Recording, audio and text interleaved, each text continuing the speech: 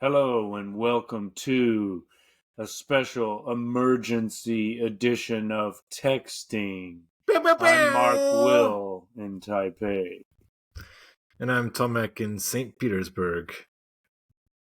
So, just to give our listeners a little bit of context,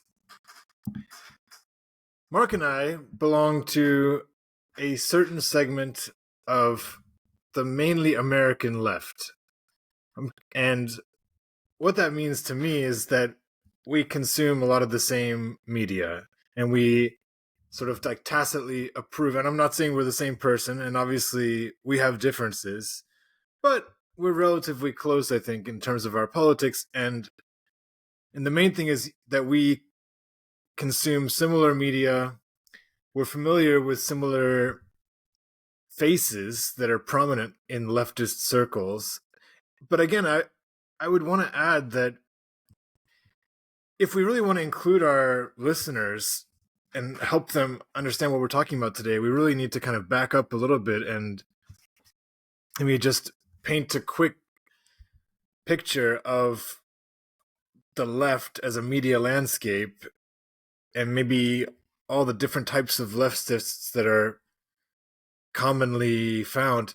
I mean, the one thing that comes to mind for me is like when I see a video by Sabby, for example, that has 11,000 views, 11,000 people is not very many people, right? It's like that's divided by 50, and I don't want to like embarrass myself right now, but it would be like 200 something people in each American state, you know? And so my only point is like, if you and I are contributing to that 11,000, this is a real niche in terms of knowing the same faces that we watch and, you know, being in our specific media space. Do you want to answer any of that before we go on? Well, first of all, how useful are these terms left and right? I mean, I don't necessarily object to the way you frame that, but really the issue now is establishment versus anti-establishment, you know? Okay. Yeah. But I guess Isn't I'm that just right? saying, And go on. well, and also we should explain that when you mention Sabby, we're talking about Sabrina Salvati, Sabby Sabs, who is a member of the of RBN, the Revolutionary Blackout Network, right?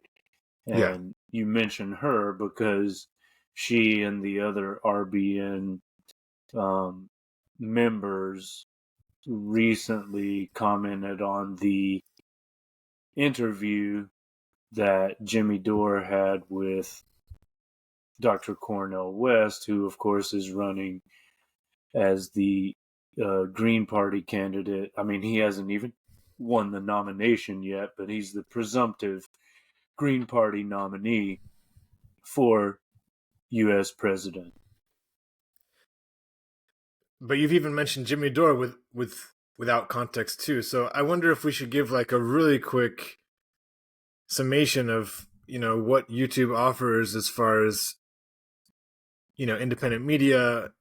We could also talk about Rumble a little bit. There's just so much that we kind of some people may already know where we are and be on the same page as us, and some may have no idea. So maybe I'll just go really fast. Obviously, a lot of people in our generation grew up on mainly TV news, cable news, newspapers.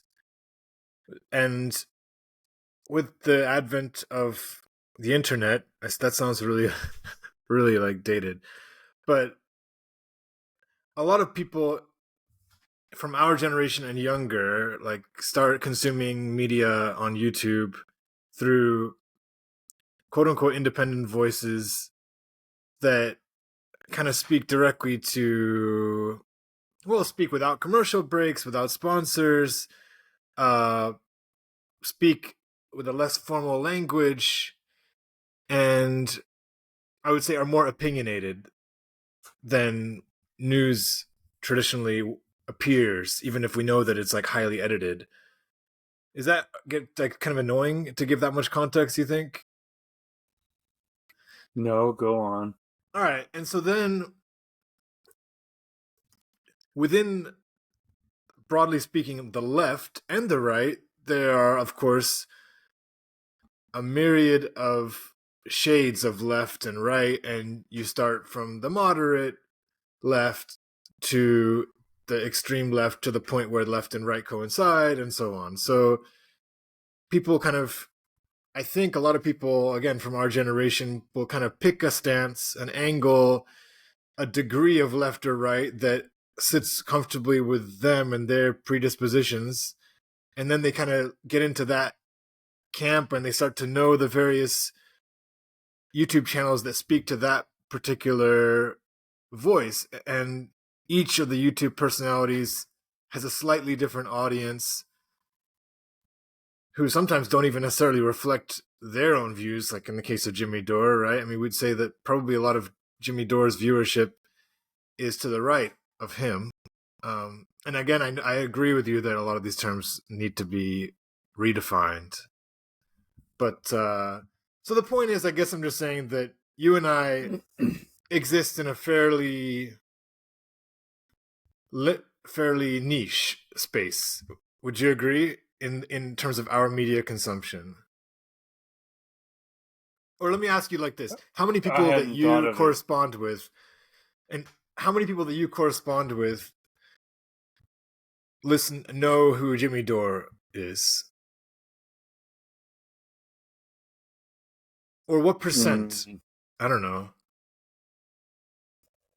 people that I correspond with regularly, like by text, or I guess. how many people are aware of him?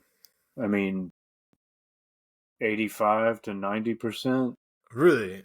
Okay. That's a Yeah. lot.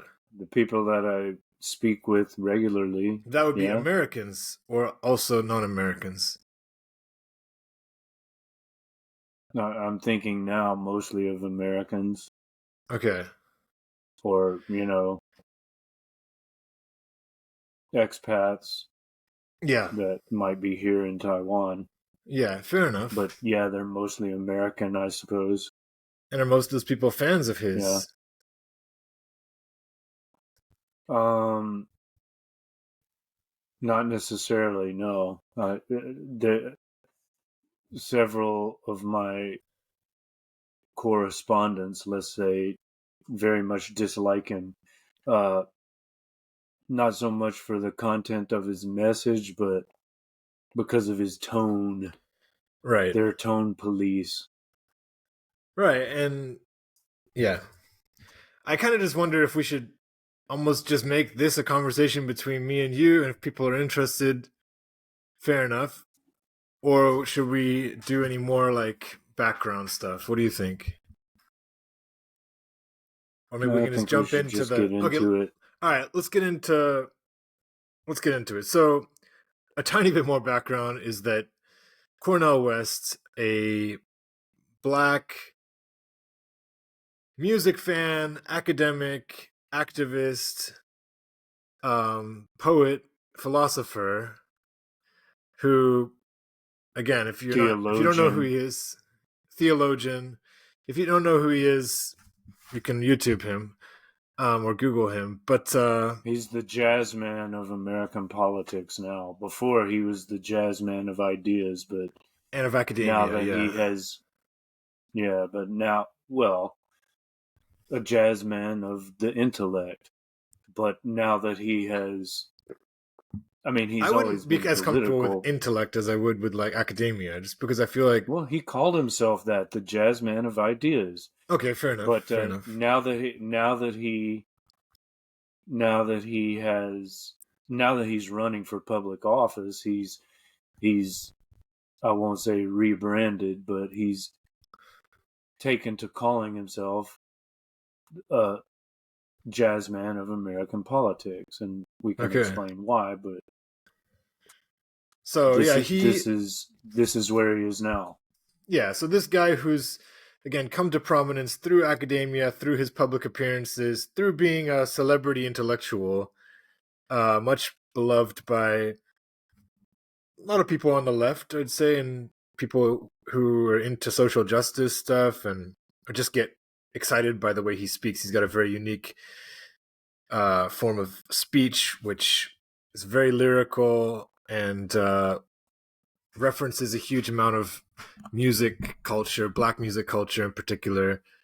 So it's really a performance when you watch him speak, I would say. And that is in opposition to a lot of intellectuals, I would say, right, who can often bore you. So he's in stark contrast to that. Anyway, he's launched a presidential bid, initially in the People's Party and now in the Green Party. And so Mark and I are interested in how his campaign is going and how he's being received in various leftist circles or right circles, again, or in various circles, whether he's being whether he's being embraced and to what extent he's being embraced, and then a bunch of offshoot ideas from that. But also the last thing is he had a huge interview with this guy Jimmy Dore, who Mark and I think it's fair to say we like him, and he's got a YouTube political talk show with 1.2 million subscribers, and but we should point out he's a comedian by trade. Yes, right. I mean, he's a stand-up comic. But he's popular for his political comments now, right? I mean, that's how he got famous. Yes. I mean, that's how he reached the level that he's reached. He's a very polemic voice who started out kind of in more mainstream liberal YouTube channel called TYT, and has gradually asserted his own voice, which has increasingly got a more Trump-friendly or libertarian audience. And you could say that Russell Brand has followed a similar trajectory. So those of you who know who Russell Brand is, he also spoke to a certain... I don't necessarily agree with that. I mean, the implication there is that he's coddling those people. I don't think that's the case. I wasn't implying that. I just think it's interesting that... Well, I guess I'm just saying that trajectory is not necessarily unique to him, right? That kind of shift from, I don't know, from being mainly triggered by Fox News and conservative leadership to just being really disheartened and anti the establishment. Well, these are two different setups, right? Like Russell Brand is not Jimmy Dore. They have different audiences. I mean, for one thing, Russell Brand has like 6 million subscribers, and really? Jimmy has what, 1.5 or something? Yeah. Okay, so let's just consider Jimmy first. I mean, sure. I think his point is that everyone knows the Republicans are full of shit, and CNN and MSNBC and the so-called left, liberal media already has that covered, exposing how the Republicans are evil and disgusting and, bullshit artists. So he thinks it's low-hanging fruit to attack Republicans. Of course, he calls out establishment Republicans often, like whenever necessary, but he thinks it's more important to expose what the great Glenn Ford, the late great Glenn Ford of Black Agenda Report, called the more effective evil, not the lesser evil, but the more effective evil, meaning the wrongly named left, American left, the establishment left. In other words, the Democrats, right? Like they're not the lesser evil; they're the more effective evil because they are wolves in sheep's clothing, right? Like there's no need to fear the Republicans. You can see, and Jimmy often says this, you can see Mitch McConnell coming from a mile away, right? But it's harder to spot the evil that is represented because it's disguised, right? It's camouflaged. It's harder to pinpoint the evil that is done by the shit libs, basically. Biden, the blue no matter who crowd, the Yeah, former Obama supporters. and just building on that, it's also just a recognition that they're on the same team, right? And again, that's kind of like for people like you and me, that's like an obvious, but so it's even less about,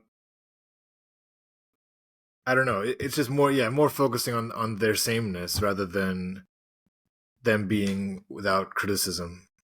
Well, as Does that Alex Coburn, the late great Alex Coburn of Counterpunch said, dime's worth of difference. That's it. yeah. So And really, they're the dime is an interesting metaphor because they're really two sides of the same coin. They need each other. It's a shadow play. As the former CIA agent John Stockwell said long ago, you got A team and B team. A team, that's the Republicans, but when they go too far, then you bring in the B team to calm people down and make sure everyone is on board with basically with empire, right? And so you gotta try to pacify people and mollify them so that they'll reinvest in the imperial project. And then when it's safe, when everyone's calmed down and there's not, all the revolutionary energy has been channeled back into the establishment via the Democratic Party, then you can let the crazies out again and the pendulum can swing back to the, conservative maniacs. yeah, And so back and forth it goes. And back and forth right, it goes. right. So do you want to bring up why we got kind of excited a few days ago and like maybe this Jimmy Dore Cornel West Well, interview or I don't think I was as excited or agitated as maybe you were. I don't know. I don't know if I was But agitated. It felt like a moment. It felt like a significant moment. Sorry to cut well, you off. it was definitely. I mean, it was definitely uh, an interesting interview, and it was somewhat sad and disappointing, and there's some emotion to it, but not really because after all, you know, we're just talking about electoral politics, which one can't get too emotional about. And in terms of, you know, the 2024 election, I'm already decided. Like, nothing's going to change my mind. If I vote at all, okay, I'm an absentee voter in the deep red state of Texas, right? So, uh, Isn't there's it no becoming purple or something? consideration of, nah, that's bullshit. That's what they said at the last election. Total nonsense. Okay. Um, and and even if it were a swing state, that will never influence me again.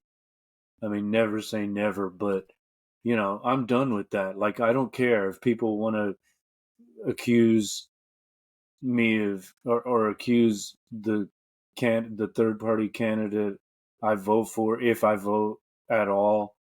If they want to accuse that candidate of being a spoiler, I don't give a shit. Like, I'm done. So, um, if I vote at all, I'm going to vote for the candidate that I think most represents my concerns and interests. And for me, that's clearly Cornel West. Like, Okay, so let if me I were to jump in and vote in the well, let me go ahead. just No, I finish. want you. Yeah, I want you to finish. I want you to finish. Yeah. If I were to vote in the Democratic primary, which I don't even know what the rules are, do I have to register as a Democrat? Do I have to register as an independent? I mean, the state of It Texas depends on your changes state. the Yeah. rules, and my state, to use that phrase facetiously, changes the rules every fucking year.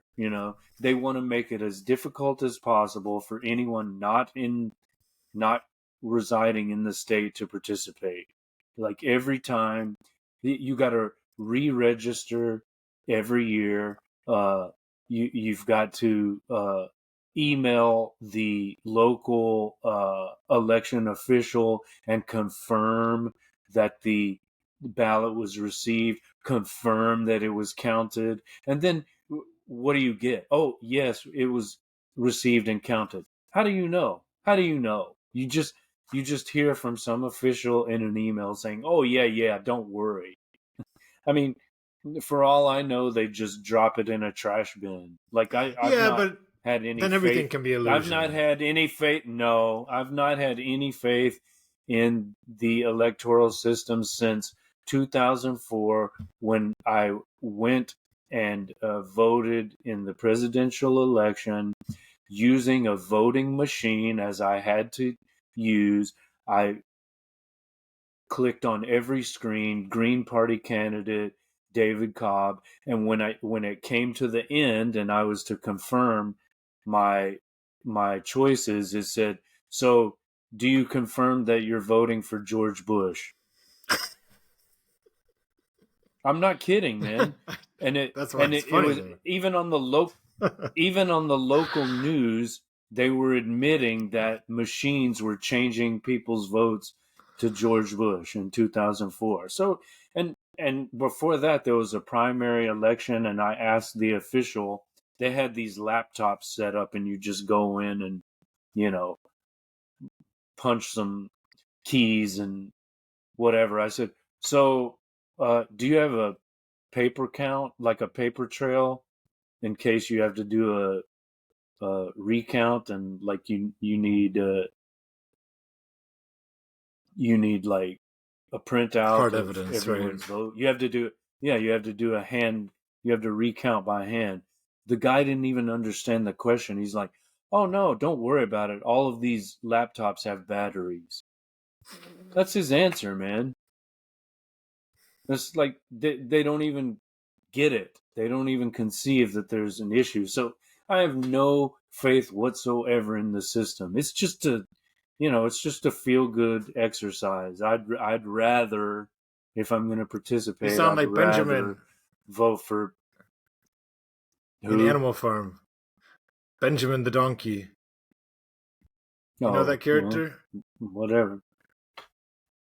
No, it's a Um, compliment. But do you know I that character or no? Yeah, I'm not. I mean, I've read Animal Farm, but it's been a He's just the while. guy who like doesn't get excited about either side of the. Everybody's doing their thing, and he's like, whatever. Donkeys live a long time. It just Well, that's he a just you know that's a reasonable attitude, especially in the realm of electoral politics. Like that. That's not as Sabby, since we mentioned her, very astutely says, there are no heroes, and she says this as a Cornel West supporter. Like, she's probably going to vote for Cornel West as probably the other members of RBN will do, but they realize that no one is coming to save us. There are no But did you see heroes. that tweet that I sent you by Compton J? No, I couldn't open that. What did he No say? worries. He just said he's done with Cornel West after the appointment of Peter Dow as his campaign manager. Oh, I don't even know about this. What's this? Yeah, this is the latest Wait, news. I thought Jill Stein No, he's just made was a big his announcement. Do you know who campaign. Peter Dow is? No, who? Peter Dow, I mean, I don't know too much about him, but he was like well known as like a Hillary Clinton. He worked for Hillary Clinton, he worked for Obama. He's a prominent blogger, I guess, and he's also an ex-musician. He was in charge of Marianne Williamson's campaign for 1 month and then left. And he apparently has like had a, what do they call that? Come to God moment? Is that what they come to Jesus moment? Come to Where, Jesus, yeah. yeah, come to Jesus moment where he's like now disassociated himself from the Democratic Party and like Mm-hmm. recognized that the duopoly is the real evil. But he's been like, and to be fair, some people have found quotes like even going back a few months where he's saying progressive things, but I think his legacy is very much like homies with Hillary Clinton, like that So energy. is he the guy that quit the Marianne Williamson campaign because he realized she was just trying to promote her book? I don't know. I thought about that too, but But I wait a wasn't minute. So sure. you're saying CJ of RBN is Right. now He just renouncing his tweeted that I'm support done with, for yeah. Cornell. Wow. So are they still Every day is planning new to bombshells. yeah, are they still planning to host him like he was checking in with them like He's every been two on a weeks or lot. something? Yeah, he's been on a So lot. now that's over Who too. They're knows, like bro? It's what do you call it when it's a moving situation? But there's a different word for that that's cooler. You know what I'm talking it's about? fluid. It's fluid. Yeah, fluid. It's fluid. I think I've asked you that in the past too. Uh, well, yeah. So I guess Why did he do that? I mean, what's his rationale? I thought Jill Stein was his campaign director. I didn't hear that, bro. Like, Is this guy so this even a is green? Peter Dow? Is he even a green? like as of just now. I mean, again, he can't be because he was just in charge of Marianne Williamson's campaign, so he wasn't a green then, and that was like just that wasn't long ago. Well, I mean, I don't know this guy, but it sounds pretty disappointing. Yeah, I mean, Um, I don't know. Obviously, maybe you don't want to break this pod in the middle just for this, but he former member of the Democratic Party, is a jazz pianist. He's worked with Miles Davis, Mariah Carey, Diana Ross, Bjork, Frankie Knuckles. He was online communications advisor to the Kerry campaign in 2004. 2006, he was hired by the Hillary Clinton campaign. The New York Times described him as one of the most prominent political bloggers in the nation. Um, During the 2020 primaries, Dow penned an op ed for The Nation in which he implored Democrats, progressives, and leftists to move past their 2016 battles over the candidacy of Bernie Sanders, uniting behind a shared goal of defeating Trump. hmm, Um, yeah. oh no, it says here in April 2020, Dow posted on Twitter that he was leaving the Democratic Party.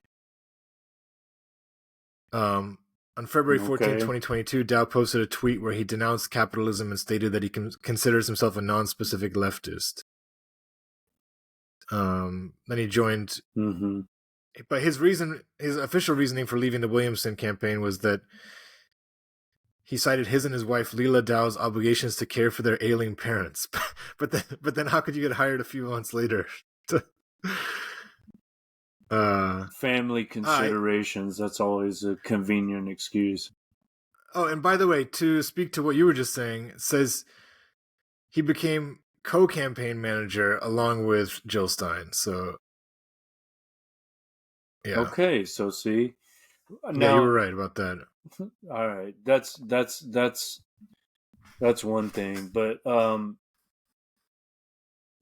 what do you want to focus on? Like, are you most concerned about the interview with Jimmy? Because there are plenty of things we can discuss about that, but I've been most interested Well, in first I want to push back a little bit, not just only. because I Mhm. wanted to like I just wanted to say something. Yeah. So you're the thing you were saying about it's just electoral politics. Like I agree with you, and part of me like bristles a little bit just because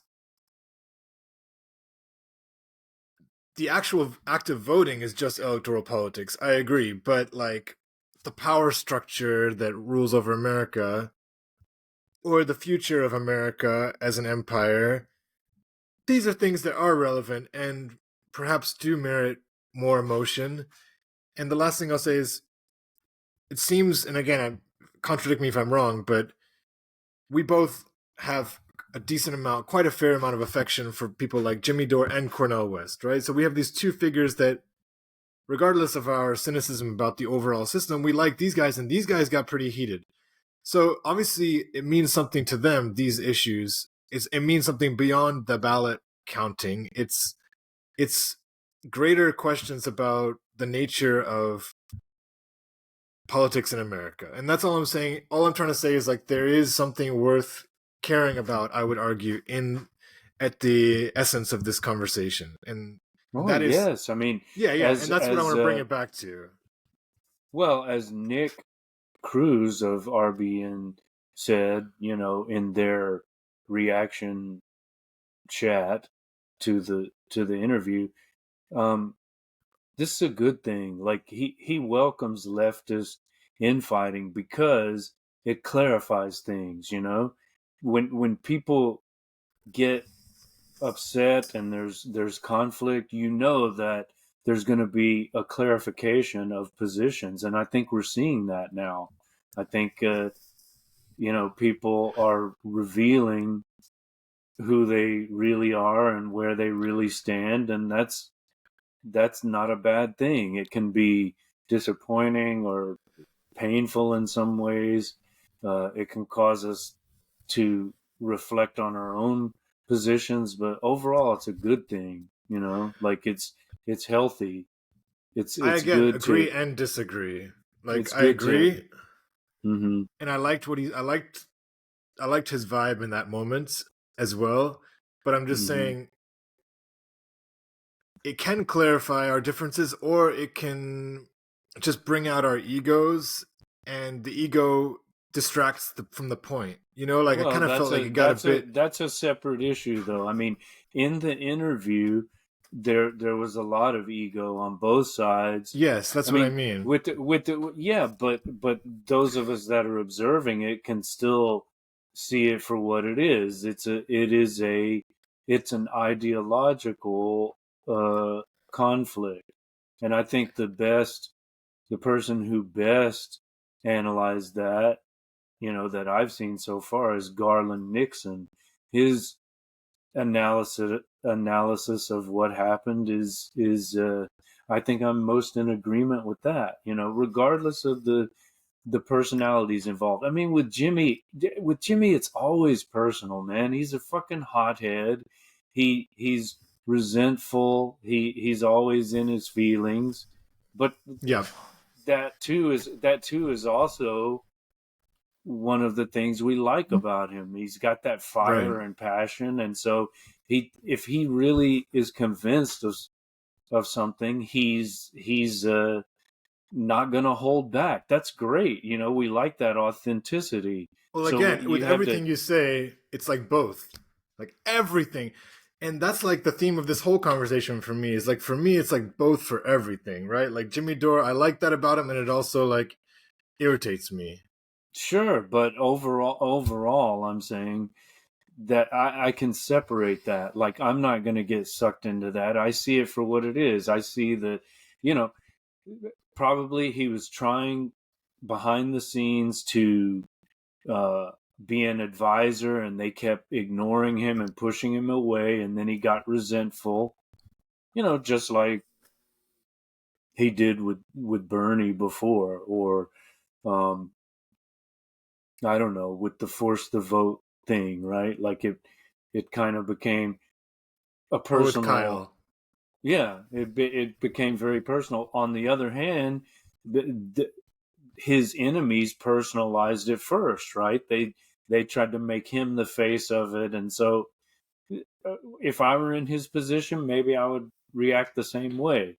Uh, Maybe not, but I can't really like focus on that. That's not my primary concern. Like Nick, I think it's useful because it clarifies things. And I want to point out, right? Like um someone said, I think it was Rome on RBN, he pointed out like that was a pretty scumbag uh title he gave to the video, Cornel West does 45-minute ad for Joe Biden. Totally That's it. That's scumbag. it. Yeah, it's clickbaity and provocative. But I will point out he did the same thing to RFK and Marianne, right? Like he called. He didn't very successfully push back uh, on RFK's, you know, atrocious Israel Palestine takes. I mean, he knew it was bullshit, but he didn't like have all the facts marshaled to Right. refute him. But at least he had the presence of mind to say, "Hey, why don't you debate Max Blumenthal, who will totally destroy you?" And then when he Hey, posted no, the he didn't video, say he would totally destroy you. He didn't say that. I'm adding that, okay, but that Okay, that but it's an was important. but that was the point. It's like I can't debate you properly, but Max Blumenthal can. And that, of course, But he knows that. Of course, he knows Max Blumenthal and even Aaron Mate. They'll run circles around him when he spouts that Hasbara, Zionist bullshit. but when did So, he? What did he label but his video as that you said was an equivalent? my point is, when he released the video, he titled it something like RFK's odious views on Israel, Palestine. And then, I mean, he ripped Marianne to her face when she spouted that Ukraine nonsense. And the thumbnails had very provocative titles there, too. So I don't think he was like, I think he was pretty consistent. Like he's gonna call out any candidate that he thinks is not forceful enough in their, denunciation of the establishment. So the problem is, I think they both came into it with some kind of hostility. Like it was just there was a bad vibe there. Like I know I there heard was a Sabi Sab say that, but I don't know. The start was innocuous enough, Like Cornel I West think starts with like the yeah, but there was the still George Carlin tension. There was reference and there was still tension there, and I think Jimmy went on the attack pretty quickly. And I'm sure there was some behind the scenes shit. I mean, as he was teasing it, like in the week or two before it even happened, he's like, "We're gonna interview Cornel West on September 6th if they don't cancel." Like I was already expecting it to be pretty hostile. And then they just by the by the end it's just they're basically trading insults like, you're a you're a sellout. Well, what, you want Trump to win? Back and forth like that. And I like Garland Nixon's uh reaction to this. He says, "Look, regardless of all that, forget about all the personal shit. At the end of the day, Cornel West is presenting himself as a reformer, just like RFK and Marianne. I mean, even though Cornell's running as a Green, he's basically a reformer, and he said, Jimmy and myself, we're not. We don't think it can be reformed. This is completely corrupt. It's complete garbage. It has to be completely dismantled. There's no reforming this. Well, let's talk about some things that Cornel West says that I would slightly push back on you for that particular take. One Mm-hmm. would be You mean he push back on Garland Nixon? sure, yeah. Well, just the idea that he's I don't know that he's just a reformer. I mean, he's very much he likes this kind of phrase of he's there to dismantle the empire, right? Which And is that's the it's quite strong leading, language. and that's great. That's like the first item on his campaign And just website. calling America an empire and being very, vocal about that. That's pretty radical. I would say the idea of like dismantling NATO is pretty radical. Uh or even just something maybe like token symbolic and maybe even not true, but just saying that he wouldn't live in the White House until everybody's got a home. I mean, Mm-hmm. it can sound kind of cute in a way, but I think Cornel West, I don't know his exact finances and I don't know his biography that well, but I'm from like the impression I get is like he's working all the time. He's not rich and he seems like very devoted just to the cause. But at the same time I want to like this recent flurry of interviews and so on, it does make me a little bit suspicious of my own quasi deification of Cornel West, because you see I mean, and he's always open about that, which is ironically what kind of makes him like elevate in my mind is that he's always talking about how he's got gangster in him, right? He likes to often say that. So in Mm-hmm. a way, that is what makes him a great person to me, is that he's always kind of like, I don't know, putting himself out there in a way, right? Like talking about his vulnerability and his flaws. So that's attractive. But I guess I would just say that certain moments, yeah, like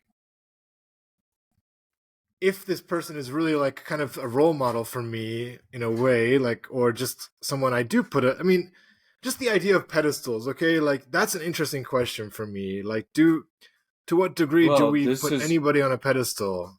this is the problem. Like we're dealing with personalities because these ideas and these movements have to be embodied in individuals that are recognized as leaders, right?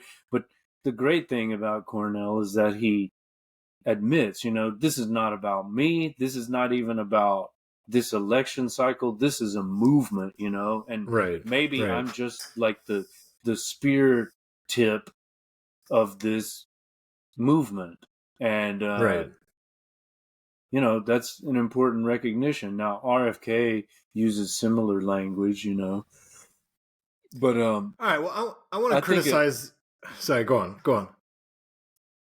well, I mean, I think those two, I mean, forget about Marianne. Like, I think it's probably true that she's basically just trying to promote her book. Like, there's not a lot that she has to offer, especially when you hear what she says about Ukraine. It's just absurd.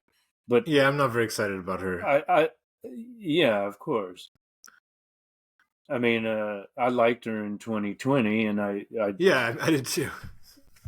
I still, I don't dislike her, but I think her campaign is pointless, and I would never donate money to it. I mean, I wouldn't donate money to any of these campaigns. Yeah, Certainly, like there's now I might talk donate to of, Cornell, but well, that's possible, but like even though I'm sympathetic to certain things that RFK says, like, well, I was before he spouted all that, Zionist bullshit, which is like, I mean, he's like to the right of Netanyahu. It's insane.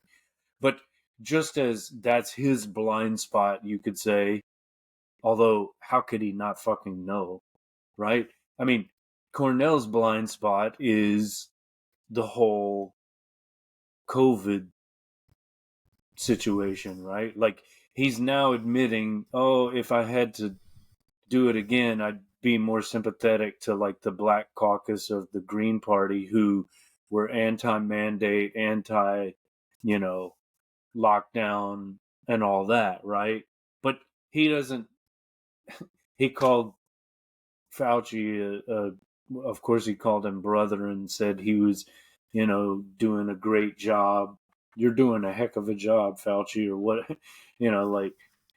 Like I've heard he's that reference, but I a, haven't like a great. seen that quote or No, seen that interview or that's a whatever. George W. Bush joke. He After Katrina, he told his whatever guy he appointed, "You're doing a heck of a job, Brownie." Uh, he didn't actually. Cornell didn't actually say that, but he did call Fauci brother, and he said, "You're That's not an issue at all. you're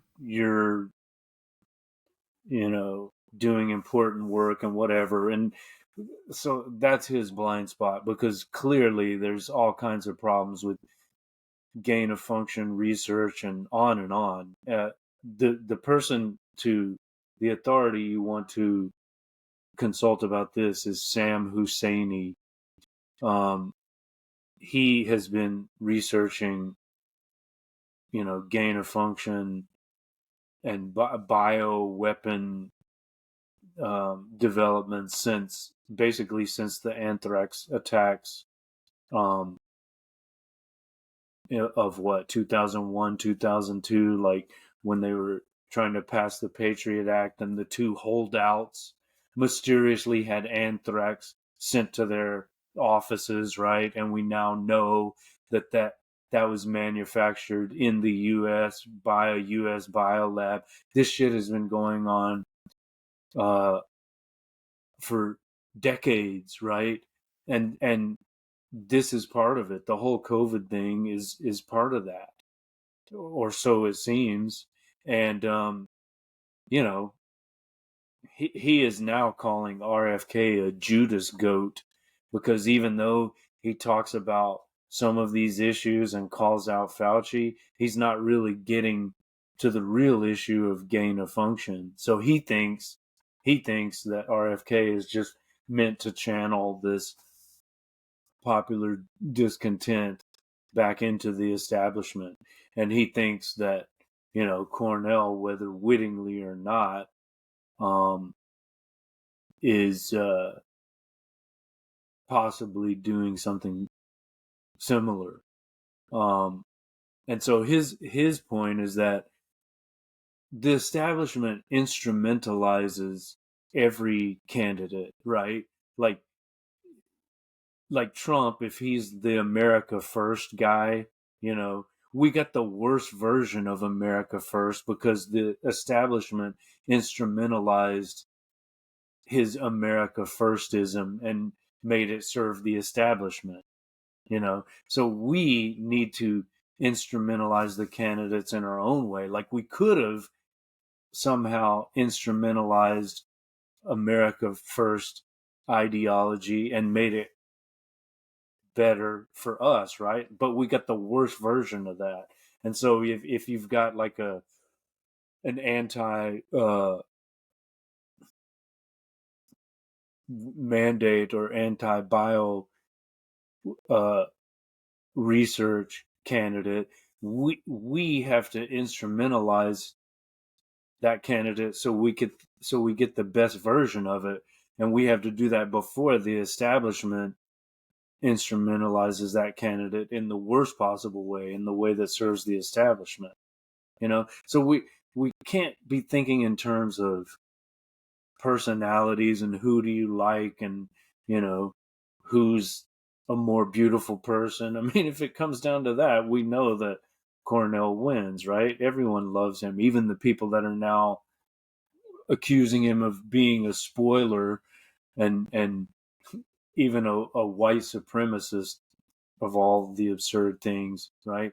Even those people preface their remarks with "I love you, I wish I could support you, but Trump," and so as everyone has pointed out, RBN said this, Jimmy said this, Garland Nixon said this.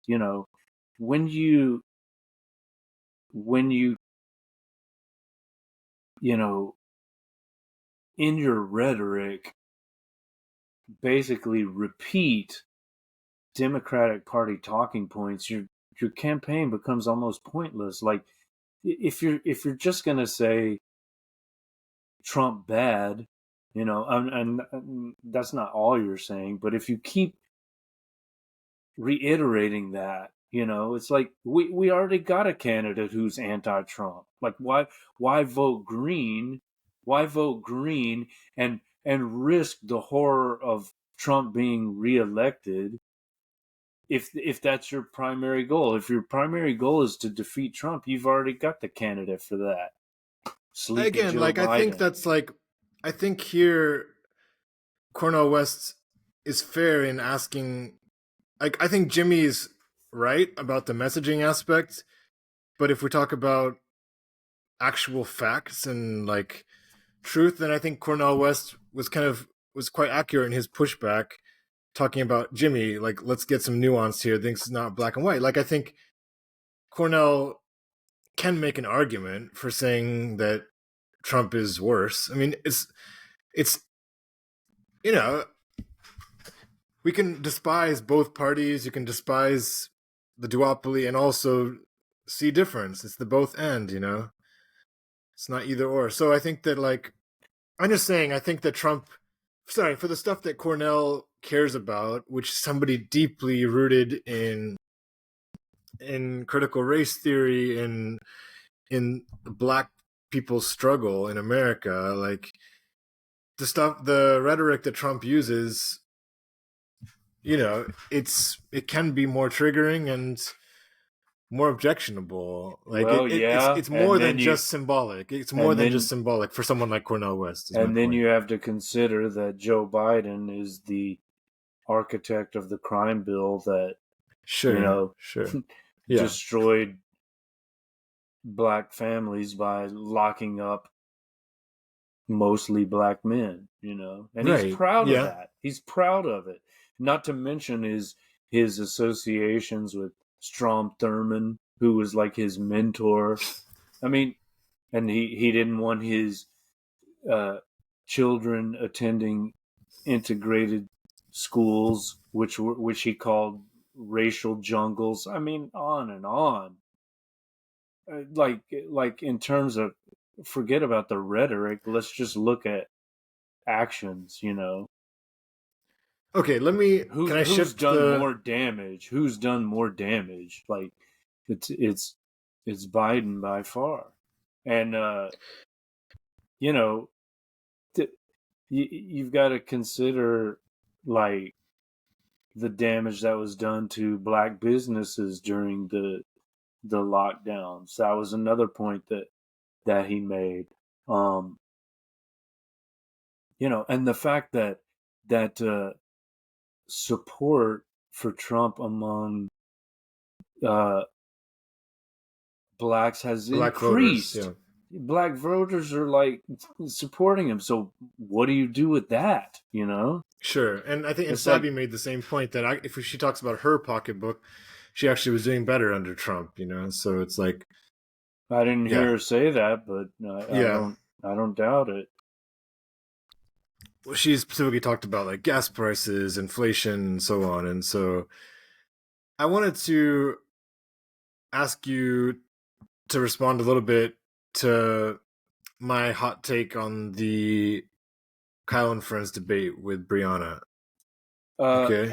Yeah, okay. I'm not sure how you feel about it. I was disgusted.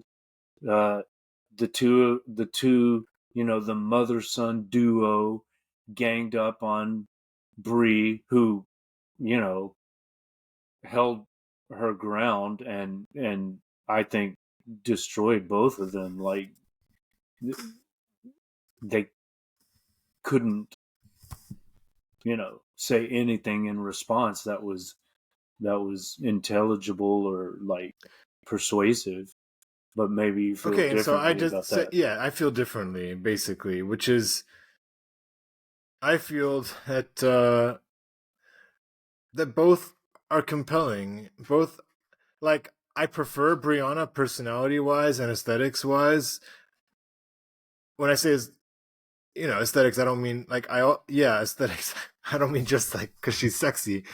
I mean like I like her. Just I like her more, right? And like I feel like I'm more cheering for her. But if I'm able to kind of remove that stuff, which I think is kind of superficial and cosmetic, uh, if I'm actually just listening dispassionately to the arguments, I think Crystal came off well, and I think that How ultimately there is no so? How answer. so?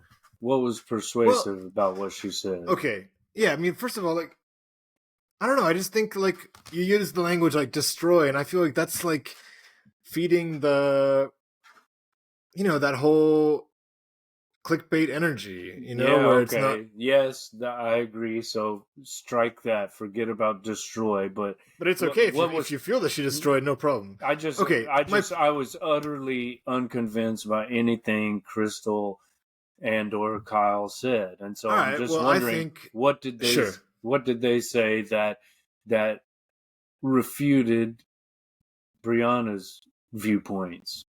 Well, for me, I just think it's an impossible, like it's paradoxical almost, like this debate point between what's the better path. Is it? I mean, it's essentially a debate between incrementalism and what's the other term that they use? Accelerationism. Accelerationism. I mean, I just think this is like a question like so fundamentally difficult to answer. It's like every one of our lives.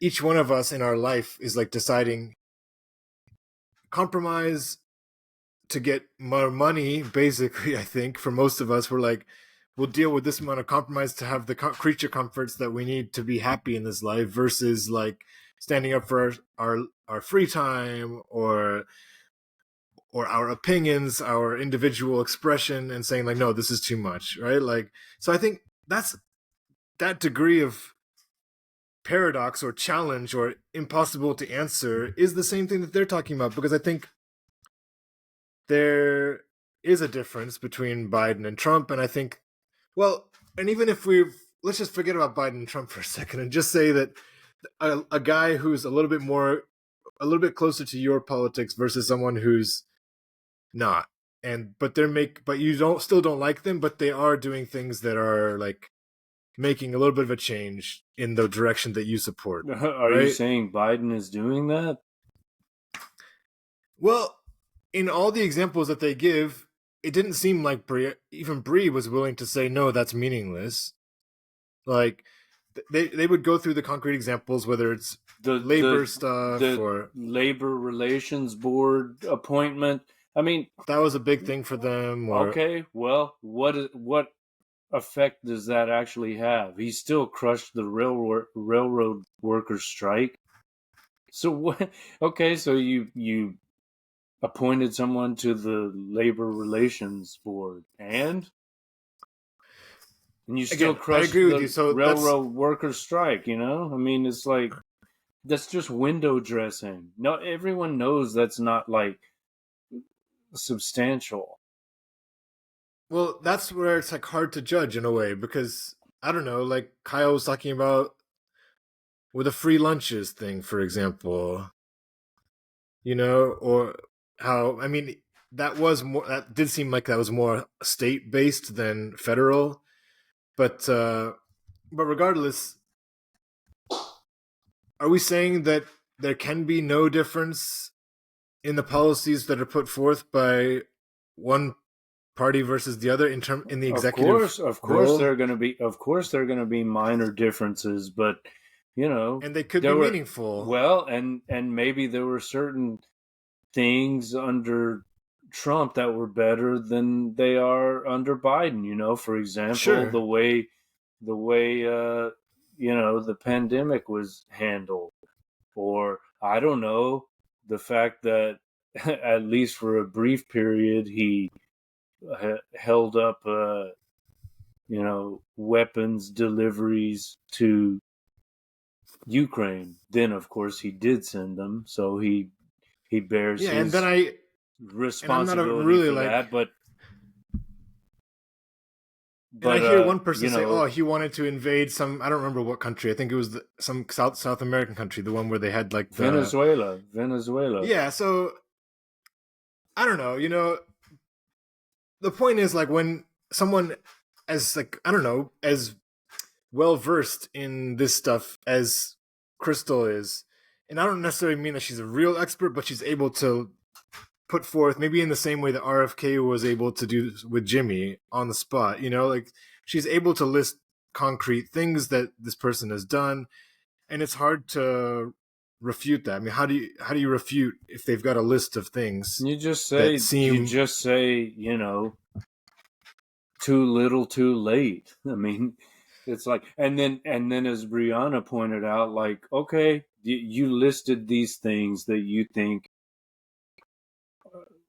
are great achievements, and they surprised you because you didn't expect that, and he never promised that. How about all the things he did promise and then didn't deliver on, right? Like right. student debt relief, the fucking, the the COVID relief checks, which that's how he persuaded people to vote for him and his senatorial candidates. You want your check, you better elect these people. And then immediately after the election's over, oh no, that's not what we meant. We meant you'll get, a total of whatever. Total bait and switch, man. And Yeah. and no, look, it's just like what he promised his donors.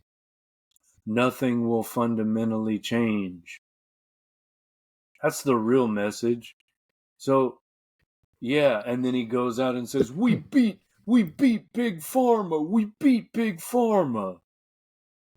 Yeah, you did. Congratulations. I mean, that's just shadow play. I'm not going to be moved by that.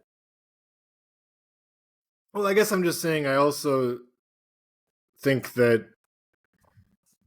I don't know. All I'm trying to tell you is that like I am somewhat easily swayed, I would say. So when Kyle's speaking or Crystal speaking, I was kind of glad to see them speak because I thought they came off okay.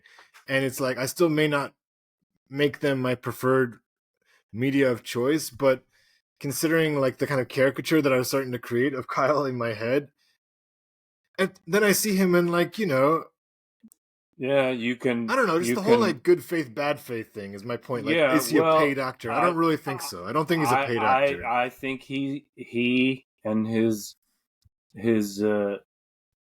maternal wife have convinced themselves that this is this is how it is. This is what's what. This is the Yeah, right way, and it's completely like they're completely contradicting everything they said 4 years ago or 8 years ago when they were Bernie Bros, right?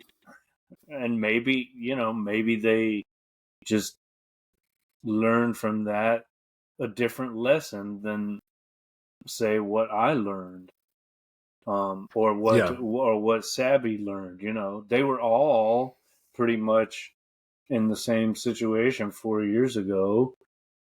Even Jimmy too, right? Like, although by 2020 we pretty much knew that Bernie was a pussy and would fold, which is what he did. We should have known that after 2016 when they fucking cheat him and he doesn't even protest, and then he endorses the candidate that cheated him. So he did the same thing in 2020. But the lesson that Crystal and Kyle seem to have learned is, oh shit, well, we better just never try that again. Let's just fall back into line. And the lesson learned by Jimmy, Sabby, and others is, well, fuck this. I'm not doing that again. and I'm certainly not donating money to a candidate that's just going to feed it back into the DNC, which openly admits in court that they're not a democratic organization, and they don't have to be because they're a private corporation. They can do whatever the fuck they want. The public, the so-called democratic public, be damned. They don't care. They're going to choose. It's not an election, it's a selection. So, last couple maybe things that I'm interested in talking about, which you can choose from this potpourri of ideas. One would be like, to what extent is this just like us following politics like it's following sport? Like it's just kind of about storylines and narratives and just like it's entertaining for us. Another random topic could be like, do the people that we end up supporting or liking in terms of media or even candidates, is it really just about the kind of personalities that we'd like to hang out with personally? Like have a beer with, that kind of cliche. And I don't know, and to what extent is all of this just masturbatory? Maybe, but I don't. Setting aside the masturbation, I'm responding to the first question about personalities, but maybe. But why do we like people we like? Because they, share similar concerns, and we see them as genuine and good faith actors, and we think they're intelligent, and we agree with them. We think they're supportive of the correct issues. So Yeah, liking someone is not necessarily a negative thing, but sure. I think I think it's important that we be able to engage people in dialogue even when we disagree with them, and not be so particular about everyone agreeing with us on every single point. And if there's one slight little difference of opinion, then fuck them, they're canceled. Bro, That's if that's your take, and I like that take, if that's your take though, then like Jimmy's approach is not right, because it's like you're with me or he's not in that. How Cornel West was trying to like invoke that spirit of learning, like I want to learn from you, you learn from me. I disagree. I think Jimmy will still support and vote for Cornell. But I mean, that tone does not encourage like a real discussion, a Well, civil again, discussion. I don't personally. I would find it hard to adopt that tone, but maybe that's why I would be a shitty journalist, because I would be too concerned with politeness and No, tone. So I no. don't. What do you mean? Objective No, journalism. No, like real journalism I is not. It's supposed to let the person talk, and then that's what you do. And then, I mean, he's an opinion man. He's not a good journalist. Exposes you by what you have to say. Like, and then it's like obvious. I don't know. It's just not. I just hated. Okay, the moment that I hated well, in the interview the most was when he was like, "This is a real loser for you." And remember those two moments? That was ugly well, to me. again, he did the same thing to RFK and Marianne. So he's not I giving didn't see special that in treatment to RFK though. anyone. Come on, he didn't say this is a real Absolutely, loser for you. absolutely he did. Absolutely he did. He said, they're going Okay, to cheat you. Your campaign is pointless. I don't understand why you're running in the Democratic Party, because they're going to cheat you. He told them that clearly the very first time he had him on. And okay, but that's still a different tone than the actual moment that I'm talking about in the interview, where it's just like, well, he was, I would say he was much nastier to Marianne than he was to Cornell. Now, I didn't like it. I wouldn't have done that myself. I think he was motivated like by personal grievances. But again, these things are useful because they clarify people's positions, and if certain individuals get upset, then that's just the price we pay for having these issues brought to the fore. I don't think it's bad that now everyone's talking about these things, right? And maybe Cornell can become a better candidate uh, Sure. But again, because of second this. my second argument against Jimmy being someone who's really open to pluralism is the type of co-host that he tends to have who are always just kissing his ass, repeat like doing these kind of weird little sound bites. It's just like it's gross almost to me, the role of the side host on his show, because and he's been doing that for years where he'll like say he'll make his hot take and then be like, don't you think blah blah blah, and the other person will try to do their one line joke in support, and then he takes over again. But I'm just saying, like, he's not actually getting people to challenge his views often, you know. So it's like the echo chamber, he's all about the echo chamber, it feels like to Well, I me. don't know, man. Like he had Graham Elwood on to debate him about vaccines. He had Andrew Yang on, and that became pretty contentious. That was a long time ago. In the He interview format, I agree with you, he but I'm talking about okay. like how the Yeah, nature of he's got kind of a chorus, but you the know, sycophant yeah, vibe. no, I wouldn't say that. Kurt, um, he's his own man, and I like Kurt. I think he's I like him too, hilarious. but I don't like that. I don't know, like we let's you should be more suspicious of your own views, in my opinion. Not you, like people I should be understand, like but be I think more. Aaron Mate has pushed back. Glenn Greenwald, when he's on, he pushes back. Um, Pasta, he doesn't always agree. Uh, so, but yeah, there sometimes there is that. It's kind of like there's a chorus there.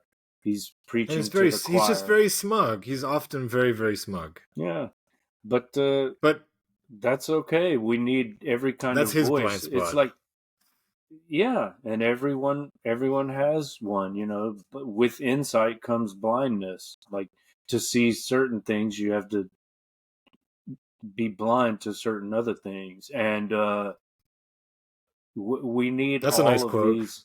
We need all of these different types. Well, that's Paul Demand, blindness and insight. But it's like Richard Wolff, uh, in conversation with Jimmy, says, whatever anyone says about you, some people are going to hate you. Just keep doing what you're doing, and he will talk to everyone. I mean, he's great friends with Cornell, and he even interviews like Marianne Williamson, or he even interviewed. You're I'm talking about talking Richard about Wolff. Richard Wolff. Richard Wolff. Now he even interviewed Anna Kasparian. Like he wants to hear from everyone. So,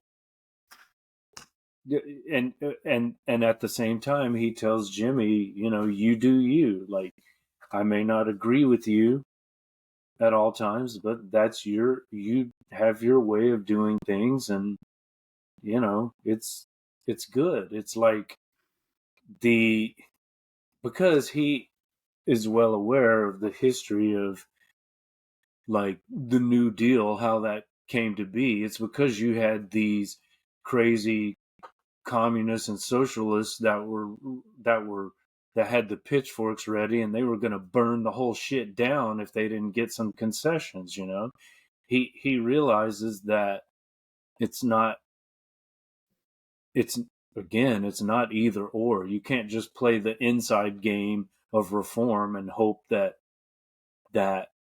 things change. There, you have to allow some space for these crazy revolutionaries on the outside that are ready to, call a general strike or something. So what's your best prognosis for the upcoming American political climate? I mean, how do you envision this all doesn't going?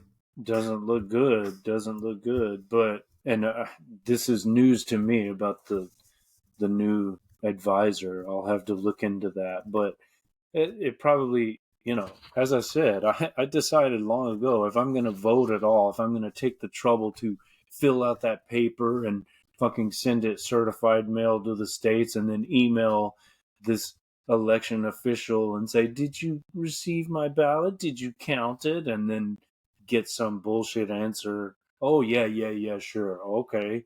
If I bother to do all that, well, in the state of Texas, I'm going to vote for the Green candidate unless Cornel does some crazy shit like, says we're going to throw all our support behind Biden, or who knows? Like, I don't think he would do that. But if I mean, do you think America will accept if RBN a is Trump even jumping ship, that's pretty disturbing. But do you think America will accept another Trump presidency? And when I say America, I mean the deep state. well, I mean, they're trying to imprison him now. It's kind of like, I think you can make an apt comparison to what they did to Lula in Brazil. They assumed he was going to win, so they put him in jail. Seems like they're trying to do the same thing now to the Donald. Will Would they you rather accept him? have Trump or Biden? I'm not playing that game of Sophie's choice. I don't want either one of them. I know, but it's still a reasonable question. It's a difficult question. That's the point. I would rather have Trump. I'm disgusted by both. Like, I would rather have Trump. Okay, that's interesting. If I had to choose. Why is that? Yeah. Because I think heighten the contradictions, accelerate. No, there's a little bit more. There's little moments of there's little moments of honesty that come out of Trump, and there are lots of moments he has where he's absolutely, he's right. He's saying things. I don't know, like the greatest moment I think was, what, you think we're so innocent? Yeah. That was fantastic. So I mean, yeah. Well, don't tell your parents; they'll disown you. No, it's okay. I mean, if Trump was like openly racist or something, or openly homophobic, I would take that back. Like if he had, I would say, I would not support. I would prefer Biden if Trump was like openly saying anything again that was truly bigoted. But I think most of that stuff is like fake out. Like he actually, I don't think he's really like said things that are. He doesn't. Like, what's the most? He doesn't give a shit. I mean, he probably is. What's racist. the most offensive thing, though? Like, give me the argument. Remember, he took out that. I guess the New York stuff, right? Yeah, he took out that ad in the paper, accusing those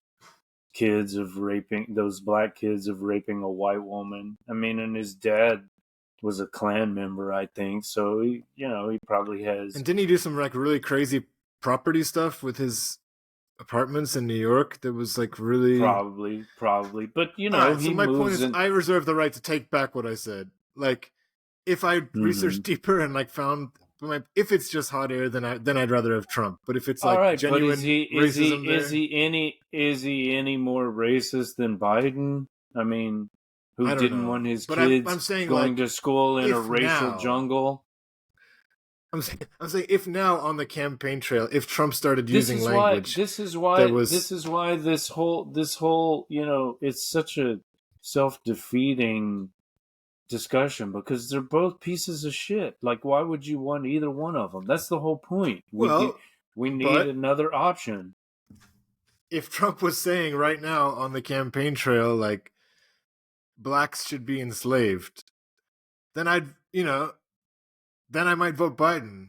You get my point. So there are limits, even if it's just something like, there are limits. I mean, right now we don't see that difference. But if Well, there was a different, okay. but if there Well, was a difference, that's all I'm saying. what if Biden said, anyone who posts something on social media that criticizes me will be banned for life or whatever, man. Yeah, and that's my point. And that's my point. So there is a possibility, I guess there is a possibility that one of the candidates could say something that would differentiate them in a tangible way. But right now No, man, we haven't got that. We haven't got that. that wouldn't happen because they'd walk it back. They're gonna. It's like they lick their fingers and hold it up and see which way the wind blows, and then so anything they say, they can walk back. Biden says all kinds of stupid shit, and then okay, but like then I'm his saying, like handlers, Hitler, then his handlers come out. His handlers come out and say, "Oh, that was taken out of context." okay, but I'm saying like if they didn't take it back, that's what I'm saying. Like if Hitler, because it can get to that level, right? That can be a uniting force I don't think. for I mean, like at this demonizing and point like in this particular climate, I don't see that happening. Yes, anything can okay, happen. well, Anything can happen. I think that's highly unlikely. okay, well, then it'll be a different brand of fascism maybe than we're used to, right? Because a lot of fascism in the past had a more racist quality. Sure, we've got friendly fascism. Like Carlin said, we're gonna have smiley face T-shirts and Nike sneakers. That kind of fascism. Well, still means something. All Differentiated right, fascism. All right. have we exhausted this topic? I guess. I mean, I maybe you think want to have we a explored final it pretty statement. thoroughly. Maybe you want to make a final statement, like in a debate. I mean, Not like we were the debating, but like, final what would be statement, your the final final. feeling about everything? Well, basically, we're fucked. Do what you can to resist and enjoy the downward spiral. Okay, and my take would be my final statement would be Cornel West makes me happy because he talks about love and music a lot. Well, Okay, so that's my I've final been statement. I've been working on a Substack post called Cornel West, Jazzman of American Politics, and I I love what he says about like the three elements of the Jazzman. Right? There's the blues, there's swing, and there's improvisation. And now I don't even know if I'll publish it because I'm kind of like less enthusiastic, but I think it's still, I don't know. I'm still thinking about it and working on it. But I've been greatly inspired by that. And I have been this long before he announced his candidacy. I was inspired by his book Black Prophetic Fire, and Mm-hmm. just his lectures, his media appearances, just Yeah, that's the his point. That's the point. eloquence. Well, of course. I mean, if we're talking about an individual, like he's by far the best person. Like he's the person I Well, would most. charismatic. He's charismatic for what we like. Because we shouldn't probably get into the morality aspect because as we said, we're all human beings and we're all cracked vessels. But we But enjoy. he recognizes that in a way that others don't. He Although, does, but if you he know, acts on it, he's still the same as us. You know. yeah, I mean, if he wouldn't dispute that. He's not saying he's better, sure, but and I'm just saying, let's. Okay, my only point is like with Trump, if we're going to reduce it to this kind of like personality stuff, with Trump you get the stand-up comic, which is great in my opinion. Like you get a genuine stand-up comedian, which he's pretty talented at. With Cornel West, you get what I take from it is, yeah, you get a lecture on music history, which is cool. Like to the point where at the end of some of his speeches, I'm trying to like write down artists and like go listen to some music. Absolutely. Or you get the interesting historian, or even you get the cool philosophy allusions. So it's you get a cool, an exciting academic lecture, or you get stand-up comedy. Or with Biden at this point, you're kind of getting comedy too. Oh You yeah, know, like yeah. you really are. You really But are. it's Like it's it's it's just getting more, outrageous. yeah, but it's more disturbing because you're dealing with Yeah, you're someone laughing at who's him rather than he's with him. fucking demented, Well, you're It's no, laughing and at Trump. it's You're laughing at Trump too sometimes. yeah, Sometimes yeah. with Sometimes, him. sometimes, Yeah. sometimes. That's right. But But yeah, just the yeah, fact that Cornell wants to dismantle the empire, like that's really all I need to hear. Oh, that's what you're trying to do? Okay, well, yeah. insofar as I can participate, I'll vote for that guy. I mean, Do you think that it's was going to be just a pretty foregone entertaining? conclusion. As soon as he announced, it's like, oh, okay, I see what I'm going to do. Before that, I was like, oh, maybe support RFK in the Dem primary. He'll probably punk out after that, but maybe he can do some damage. I mean, I don't know if I finished my thought on that. I might still, if I'm allowed, vote for him in the Dem primary just to see what happens. But in the general, as soon as he announced, it's like, okay, well, that if I'm voting, it's for Cornell, no doubt. It's just crazy how we're about to enter another.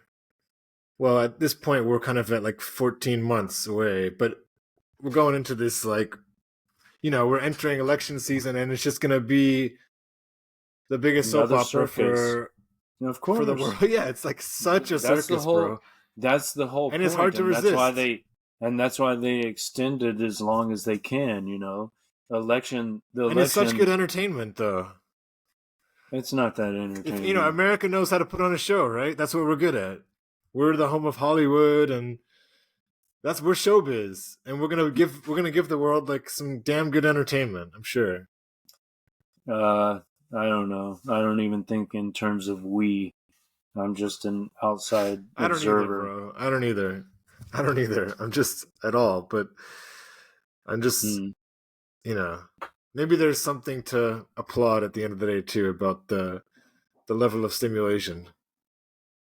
I don't know. That's pretty cynical, Well, we'll but see. We'll see. All right, let's okay. wrap it up here. Cornel West for president. 2024.